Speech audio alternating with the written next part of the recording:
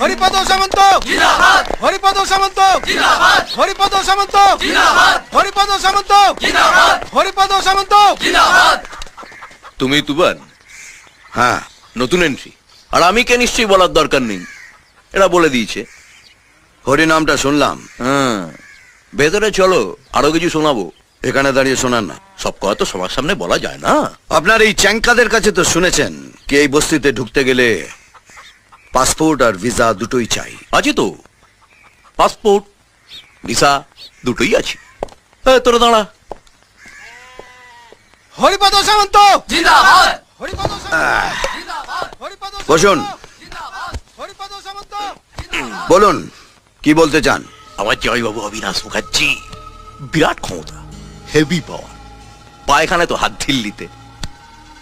যতদিন না তোমার উপর জামাইবাবু স্ট্যাম্পটা পড়ছে, ততদিন পুলিশ তোমার পেছনে দৌড়বে, পার্টি ছেলেরা তোমার পেছনে দৌড়বে। না খাওয়া সময় পাবে না রে ভাই, দিন রাত দৌড়ে মরতে হবে। বড় বড় হেক্কার না হলে সব হয় না।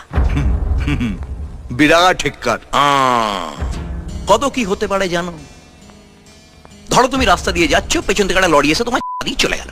আপনি সকালবেলায় কীর্তন গাইতে বেরিয়েছেন, হঠাৎ একজন আপনার পাছায় ক্যাট করে একটা লাথি মারলো, আর আপনি সোজা গিয়ে গুয়ের ডোবায় ঢাপ করে পড়লেন। না না, হবে বলছি না, হতে হতে পারে। ধরুন না, আপনি আমাকে আদর করে বাড়িতে খেতে দিলেন, লুচি, আলুর দম, টমেটোর চাটনি।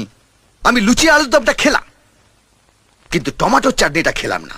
তার বদলে আপনার ওই পচা টমেটোটা পায়ের নিচে পচ করে দিলাম, আর টমেটোর বিচিগুলো পক করে বেরিয়ে এলো।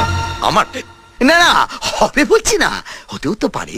আচ্ছা, কি বলতে চান কি আপনি? হুম হুম এবার দরজাটা বন্ধ করি, কীর্তন হবে, খোলকার তাল বাজবে না।